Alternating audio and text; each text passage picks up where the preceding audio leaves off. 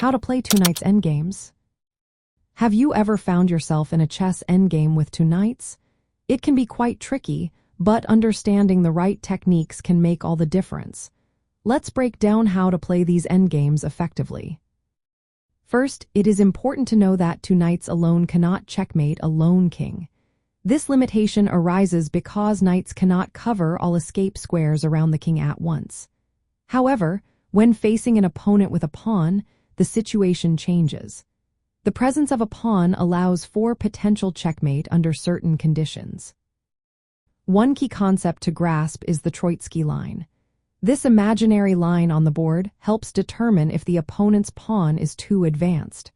If the pawn is still behind this line, you can use it to your advantage. To achieve checkmate with two knights and a pawn, start by positioning your knights and king strategically. One effective method is triangulation. This means moving your pieces in a way that forces the opponent into a repetitive pattern. This technique ensures that it is their turn when you achieve a favorable setup. Next, you will want to create a domination pattern. Use one knight to restrict the king's movement while positioning the other knight for the final blow.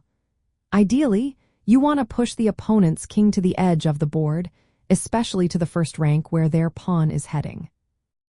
As you continue, repeat the triangulation process to maintain control.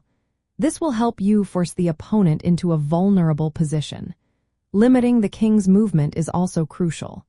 Use one knight to restrict the king to only two squares, creating a back-and-forth pattern that keeps them trapped. When you are ready for the final checkmate, bring in the second knight.